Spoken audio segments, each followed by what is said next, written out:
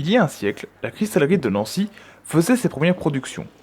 En 2021, soit 87 ans après sa fermeture, la Cité du Cal a décidé de faire revivre le lieu avec une exposition à la Chambre de commerce et d'industrie rue Stanislas. Organisé par l'Académie Lorraine des Arts du Feu, le vernissage va attirer nombre de curieux. Pour venir, ils doivent avoir reçu une invitation par la poste.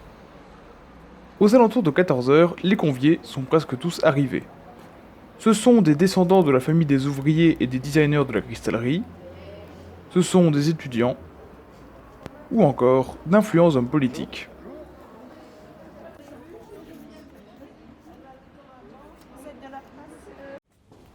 Dans la pièce principale, le brouhaha est bel et bien présent.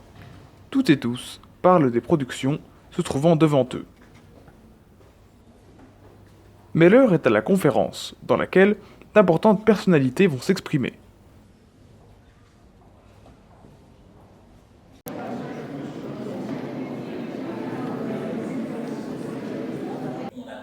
François Pélissier, président de la Chambre de commerce d'industrie du Grand Nancy,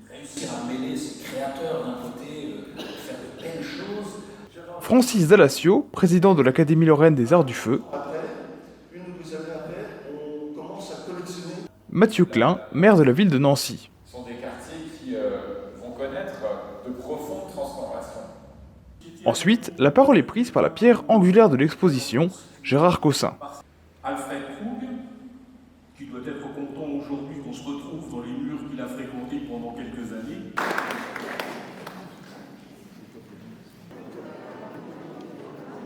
Vers 16 heures, nos 4 conférenciers inaugurent le vernissage par le coupé du ruban.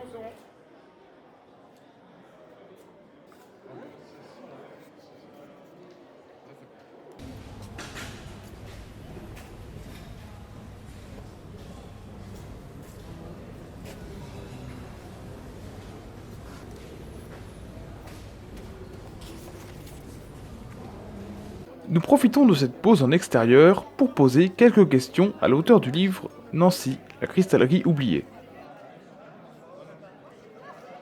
Bonjour Monsieur Cossin. Bonjour. Je vais commencer cette interview par une question des plus simples qui serait évidemment, pourriez-vous vous décrire en quelques mots?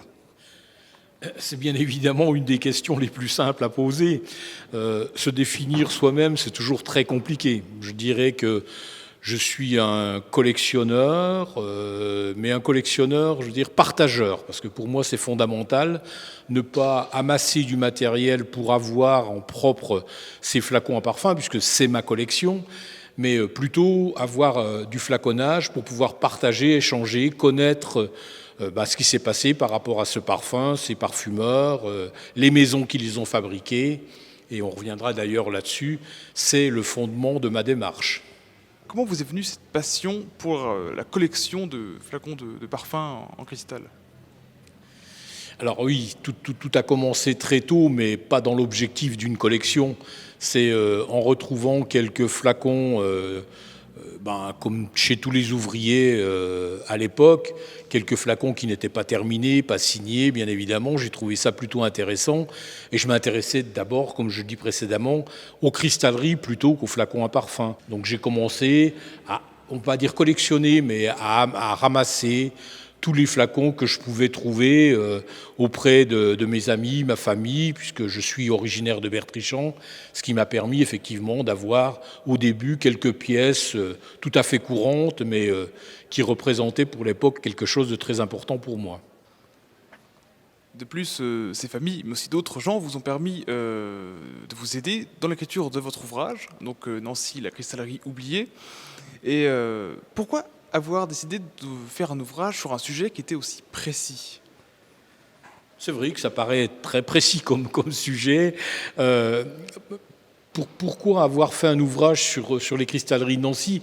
C'est pas vouloir faire un ouvrage sur les cristalleries de Nancy, c'est ma collection de flacons à parfum qui m'a amené à ça. J'ai découvert un jour en brocante un flacon qui pour moi était édité par Baccarat, un petit chien sur un coussin toujours fidèle d'Orsay. Et puis en rentrant à la maison, je me suis aperçu qu'il n'était pas signé Baccarat, mais d'un cercle avec une croix de Lorraine et un C d'un côté, un N. Dans ma nombreuse documentation, je n'ai pas retrouvé grand-chose sur ces cristalleries. Et c'est là qu'est venue la passion de dire j'ai un flacon qui appartient à une cristallerie que je ne connais pas, il faut que j'en sache plus. Donc pendant 5 ans, je me suis attelé à sortir de l'ombre cette cristallerie qui nous a fait d'ailleurs de superbes choses. Dans l'écriture de votre livre, quelle a été une des étapes les plus difficiles ? Contrairement à ce que je viens d'expliquer, c'est le flaconnage à parfum qui a été le plus compliqué, parce que pour tout ce qui est pièces, vases, carafes, services de table, on a eu la chance de pouvoir trouver un certain nombre de documentations, en particulier des catalogues de ces cristalleries qui faisaient un recensement assez exhaustif, plus les archives d'Homme qui nous ont fourni quand même bon nombre de documents superbes sur ces cristalleries. Par contre, au niveau de la parfumerie, alors qu'on savait qu'elle avait été fabriquée, cette usine avait été fabriquée pour la fabrication de flacons à parfum, aucun document, aucune archive, rien. Alors, à part les flacons que l'on connaissait, qui étaient signés par les cristalleries de Nancy, la majeure partie des flacons, et en particulier leur fabrication d'après la crise, sont en verre et non plus en cristal, et ne sont pas signés des cristalleries de Nancy. Donc là, ça a été la croix et la galère pour effectivement rassembler ce qu'on voit aujourd'hui, les 50 parfumeurs qui sont dans les vitrines derrière moi, et qui donnent un petit exemple de ce que les cristalleries ont pu fabriquer. Toutefois, ne retardons pas plus le passionné. Il doit se préparer pour la conférence qui va se tenir à 17h. Historique de la cristallerie, origine de son engouement et session de questions-réponses avec le public sont au programme.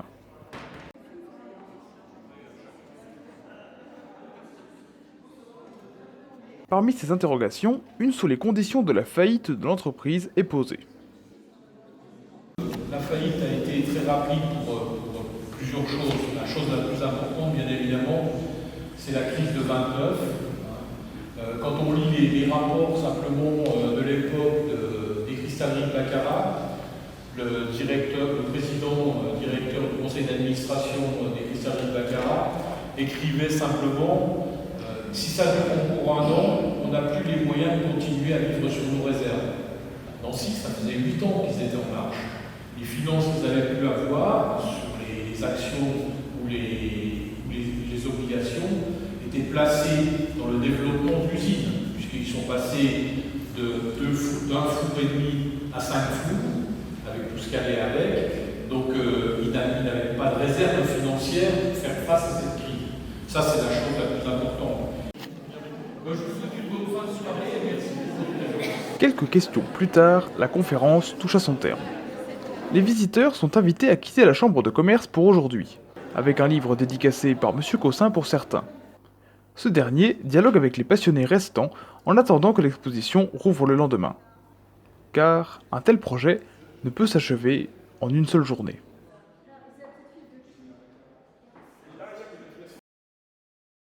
Quelques jours plus tard, nous nous rendons dans le village de Saint-Clément, berceau des faïences de la région, pour une interview avec le président de l'Académie lorraine des Arts du Feu, Francis Dallacio. Nous lui demandons d'abord comment l'association a pu forger sa réputation. Alors on a créé notre association le 2 mai 2014. Alors comment on s'est fait connaître ? Déjà, on a constitué notre association avec 40 personnes préemptées, 40 personnes qui avaient déjà des acquis dans le domaine des arts du feu, qui étaient présidents d'associations ou conservateurs de musées ou tout simplement historiens d'art. Et les statuts prévoient comme but et objectif principal la transmission du savoir et des savoir-faire. Comment on s'est fait connaître ? Donc on se fait connaître par nos travaux et nos réalisations. On a un programme culturel annuel qu'on renouvelle. Et on présente donc des conférences, on fait venir des conférenciers qui sont spécialisés dans leur domaine. On présente en général 4 grandes conférences par an. On fait des visites d'expositions, on visite des sites des arts du feu, où on invite d'ailleurs toutes les personnes qui sont intéressées, sans même devoir appartenir à notre association. Et on organise surtout des expositions. On essaie d'organiser une exposition par an. On réalise 3 grands dépliants, 3 grandes familles de dépliants touristiques. Un dépliant autour de la route de la faïence et de la céramique, un dépliant autour du verre et du cristal et un dépliant autour de la métallerie et métallurgie d'art. Donc ce sont 3 dépliants qui sont tous les 3 tirés à 20 000 exemplaires. Et c'est nos partenaires des différents sites qui nous réservent une page sur ces dépliants. Dans une seconde question, nous lui demandons quel a été le rôle de Gérard Caussin dans le projet de la cristallerie de Nancy. Oui, Gérard Caussin est administrateur, on va dire fondateur donc de l'académie, parce que il a été coopté dans les tout premiers moments de la constitution de l'association.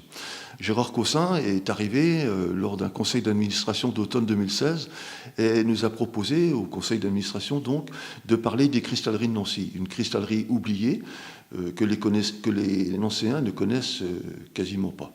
Voilà. Donc l'association a écouté Gérard Caussin et a voté donc l'adoption de son projet et les cristalleries de Nancy. Le projet de la découverte des cristalleries de Nancy a donc été intégré au programme culturel de l'Académie Lorraine des Arts du Feu. Il a déjà beaucoup de connaissances sur ces cristalleries puisqu'il est collectionneur, on peut dire, chevronné de flaconnage de parfums de luxe.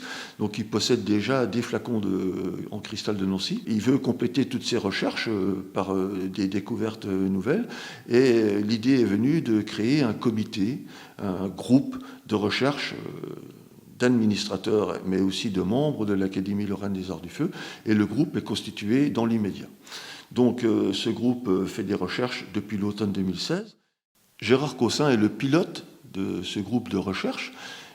Il réunit toutes les informations qui lui remontent et décide d'écrire un livre. Ce groupe de recherche fonctionne maintenant et fait naître dans la tête de plusieurs personnes l'idée de collectionner des choses et de rechercher des objets en cristal de Nancy. Suite à cette collection, on peut dire qui est maintenant bien commencée, on a l'idée de faire une exposition. Donc on travaille sur une exposition chez notre partenaire principal, qui est la Chambre de commerce et d'industrie de Grand Nancy Métropole, Meurthe-et-Moselle. Vous savez qu'on parle dans la Chambre de commerce de vitraux de Gruber, de pâtes de verre de Dôme et aussi de la rampe de Majorelle. Si vous voulez, on réunit là les arts du feu. L'Académie travaille sur la scénographie, commence à acheter du matériel et cherche des aides.